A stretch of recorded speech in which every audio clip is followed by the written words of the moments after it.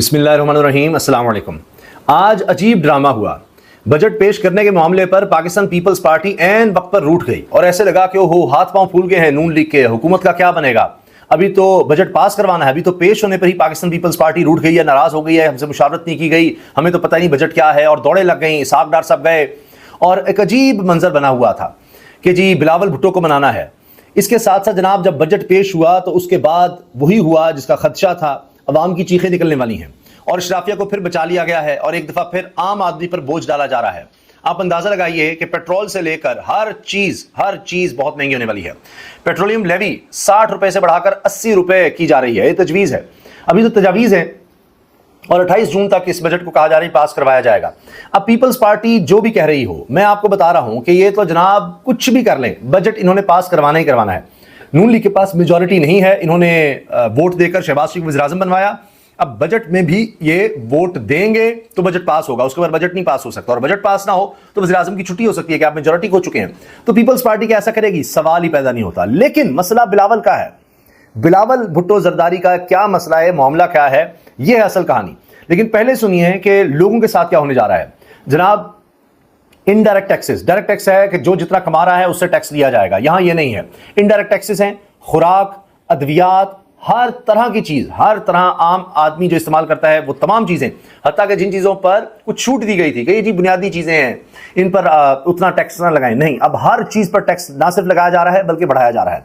हत्ता कि जो तनख्वाहदार तबका है उसी का खून मजीद निचोड़ा जा रहा है, उस पर और ज्यादा टैक्स लगाया जा रहा है। आप अंदाजा लगाइए, और इतना टैक्स है कि इस वक्त जान ही नहीं है मईशत में, लोगों में नहीं जान रही, इतना टैक्स वो कैसे देंगे। जब पेट्रोल बढ़ेगा तो हर चीज की कीमत इसके अलावा बढ़ेगी जो आप इस्तेमाल कर रहे हैं, जो उस पर टैक्स लग रहा है। हत्ता कि इनके अपने लोग अब ये चीख रहे हैं कि जी इस तरह से क्या होगा, इस तरह तो आप ब्लैक इकोनॉमी को और ज्यादा फरोग देंगे, अब लोग जनाब कैश में और ज्यादा डील करेंगे, आप तो मईशत को तबाह कर रहे हैं, बर्बाद कर रहे हैं। अच्छा, एक चीज जरूर है कि नॉन फाइलर्स के लिए जनाब पेनल्टी बढ़ाई जा रही है। अब हो सकता है पेनल्टी बढ़ाने से कोई नॉन फाइलर मजीद आ जाएं टैक्स नेट में, लेकिन मुझे तो मुश्किल लगता है क्योंकि और ज्यादा दूर भागेंगे कि जनाब हुकूमत ने हमारा क्या बिगाड़ दिया है। जो बेचारा पहले टैक्स दे रहा है उसी से टैक्स निचोड़ा जा रहा है। नॉन फाइलर जब आपके पास आएगा ही नहीं तो आप उसको कैसे पकड़ेंगे? वो कहेगा जनाब हम कोई फाइलर वगैरह नहीं है, कैश में हम डील करते रहेंगे, बस काम चलने दो। तो लिहाजा हुकूमत ने कोई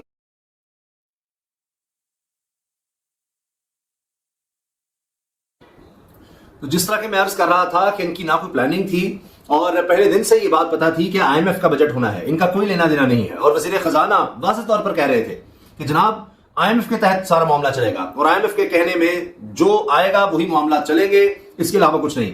मगर अजीब बात यह है कि IMF की बातें मानने के बावजूद क्या ये इतना टैक्स इकट्ठा कर सकेंगे? क्योंकि कई जगहों पर ऐसे कहा जा रहा है जी पूरी बातें नहीं मानी गई और अपनी तरफ से कि जी जहां पर नजर आ रहा था कि बड़ा आसान काम है आगे फेंक दो, हमने कोई इस्लाहात नहीं करनी, वो मामला नजर आ रहा है। अच्छा, कुछ गाड़ियों की कीमतें बढ़ाने की भी बात हुई है, लग्जरी गाड़ियों पर जनाब जो छूट थी उसको भी खत्म किया जा रहा है। फिर गाड़ियों के इंजन के हवाले से जो था कि जी इंजन कैपेसिटी नहीं, गाड़ी की जो कीमत है उसके ऊपर टैक्स की बात हो रही है, ये कुछ चीजें की गई हैं। मगर आम आदमी के लिए क्या किया जाएगा? बिजली, गैस, पेट्रोल जो बराह रास्त आम आदमी को इफेक्ट करता है, और खुराक, अद्वियात, स्टेशनरी, हर चीज पर आप देखिए इतना टैक्स लग रहा है कि आपको अचानक पता लगेगा जी 28 जून को जैसे ही हुआ उस दिन से आप देखिएगा, अभी से ही जब ये टैक्स लगना शुरू हो गया लोगों ने तो चीजों की कीमतें बढ़ा देनी है। और 28 जून को जब जनाब पीपल्स पार्टी भी मिलकर सारा कुछ कर रही होगी, बिल्कुल उस तरह तक का कानून आप देखिए, एक नूरा कुश्ती है कि सामने आकर कहो जी हमारा इससे कोई लेना देना नहीं, लेकिन अंदर उनकी भरपूर हिमायत जारी रखो, क्रिटिसाइज भी नहीं करेंगे, कुछ बोलेंगे भी नहीं।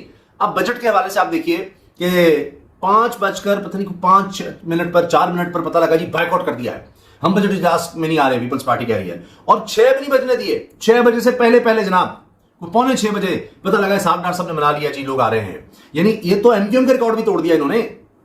मगर बिलावल भुट्टो जरदारी चले गए घर, पहले वो इजलास में शरीक हो रहे थे, यानी अपने पीपल्स पार्टी के इजलास में जिसमें बताया गया कि बायकॉट कर रहे हैं, तो कुछ लोग पीपल्स पार्टी के तो चले गए लेकिन ज्यादातर नहीं गए और बिलावल छोड़कर चले गए। अब इसमें बहुत अहम पहलू यह है कि जरदारी साहब से जाकर शहबाज शरीफ पहले ही मिल चुके थे और यह नजर आ रहा है कि जरदारी साहब तो ऑन बोर्ड हैं, उन्होंने रहना ही है और वो मजीद अपना हिस्सा खींचेंगे। देखिए ना, आईनी होते पहले ले लिए, सदर बन गए जनाब, चेयरमैन सेनेट आ गए, गवर्नर 2 लगवा लिए, मजे, पंजाब में भी खैबर पख्तूनख्वा में भी गवर्नर लगवा लिए, तो सीएमशिप जनाब बलूचिस्तान की भी ले ली, तो मजे भी लेने हैं और मजीद जितना निकल सके करना है, लेकिन इनकी सपोर्ट जारी रखनी है। बिलावल का मसला यह है कि वो समझते हैं कि जनाब ये अब तो बारी मिल जाएगी, जिस तरह भी हम चलेंगे आगे फिर मुझे कुछ नहीं मिलना। जिस तरह उन्होंने कुछ नून लीग को लाडला कहकर, नवाज शरीफ को लाडला कहकर इलेक्शन कैंपेन बनाने की कोशिश की थी और कुछ हमदर्दियां दिखाई थी तहरीक इंसाफ के लिए, लेकिन आज आप देखें इलेक्शन के फौरी बाद वो हो रहा है तहरीक इंसाफ के साथ, लेकिन बिलावल जो है उनको नजर नहीं आता और जरदारी सबको नजर नहीं आता। तो बिलावल परेशान है कि मुस्तकबिल में मेरा भी वो हाल हो रहा है जो मरीम का हुआ है और बड़ा बुरा हाल हो रहा है। तो जबरदस्ती तक कब तक हम रह लेंगे, लोग हमें एक्सेप्ट ही नहीं करेंगे। तो कभी भी मैं इस तरह वज़ीर आज़म नहीं बन सकूंगा। फॉर्म 47 के तहत बन भी गया तो चलूंगा कैसे? तो इसलिए आप देखिए कि जरदारी साहब थोड़ा फर्क नजर आएंगे आपको, कोई इस तरह की स्टेटमेंट कुछ इस तरह नाराजगी नहीं ज़ाहिर करेंगे, नहीं बस ठीक है चलो। बिलावल साहब कहीं ना कहीं इस तरह नजर आते हैं। इसमें आप ये भी देखिए जरदारी साहब का बयान भी आया था कि जी ये भी बच्चा है, इमेच्योर है, इसलिए इस तरह की बात कर देता है, अभी इसको सीखने की जरूरत है। भाई चेयरमैन है पीपल्स पार्टी को, उसको सीखने की जरूरत है। कहते हैं पार्टी तो मेरी है, इसका क्या है? तो बिलावल साहब का भी लगता है कि पीपल्स पार्टी में उतना ही असर रसूख है जितना शहबाज शरीफ साहब का हुकूमत में बतौर वज़ीर आज़म, या चले यूं कह लें कि इसके साथ दूसरी मिसाल आप नून लीग की भी ले सकते हैं कि जितना उनका नून लीग में असर रसूख है, जिस तरह वहां नवाज शरीफ साहब हैं और मरियम है, उसके बाद शहबाज शरीफ आते हैं और हुकूमत में कहने को शहबाज शरीफ वज़ीर आज़म है मगर हुकूमत तो कहीं और है।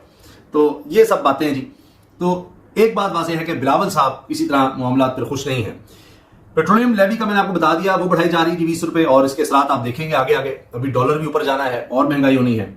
इसके साथ जनाब अब ये बात तहरीक इंसाफ की तरफ से की जा रही है। फवाद चौधरी भी कह रहे हैं कि फॉर्म 47 की हुकूमत अवाम पर टैक्स नहीं लगा सकती। भाई हुकूमत ही नहीं है तो टैक्स आप कैसे लगाएंगे? इस पर उन्होंने कहा जी कि मॉडर्न जमहूरियत में टैक्स लगाने का इख्तियार मुंतखब लोगों को है। महंगाई पहले से बेकाबू है, मजीद टैक्स लगाने से मजीद महंगाई बढ़ेगी। अरबों रुपए के फंड्स का इख्तियार वज़ीर आला को दिया गया, कोई पूछने वाला नहीं। वज़ीर आला को जवाबदेह बनाना जरूरी है। जब तक अखराजात पर काबू नहीं पाया जाता नुकसान होता रहेगा। भाई ये कहां से अखराजात पर काबू पाएंगे? सिर्फ नजर आया कि ज्यादा एहतजाज तहरीक इंसाफ का ही था, बाकी फजल रहमान साहब भी कोई एहतजाज में उस तरह नजर नहीं आए। दीगर अपोजिशन की जमातें जो हैं उन्होंने भी कुछ खास नहीं किया। सिर्फ और सिर्फ जनाब तहरीक इंसाफ ही जोर लगाती रही है। गो शहबाज गो के नारे लगाए, शहबाज शरीफ साहब को घेर लिया गया। तो ये सब कुछ हुआ जी।